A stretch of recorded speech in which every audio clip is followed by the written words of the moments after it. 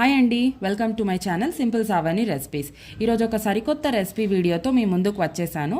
అదే అండి క్యాబేజీ కూట్. ఎక్కువగా హోటల్స్లో సర్వ్ చేసే ఈ క్యాబేజీ కూట్ రెసిపీ ఎలా చేయాలో చూద్దాం.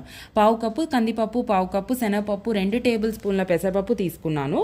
2 సార్లు బాగా శుభ్రం చేసుకొని 1 గ్లాస్ వాటర్ యాడ్ చేసి ముందుగా కట్ చేసుకున్న క్యాబేజీ ముక్కలు వేసి సన్నగా కట్ చేసుకున్న 2 టొమాటో ముక్కలు వేసి పావు టీ స్పూన్ పసుపు, ఉప్పు తగినంత యాడ్ చేసుకొని కుక్కర్ మూత కవర్ చేసి 4 విజిల్స్ వచ్చేదాకా ఉడికించుకోవాలి.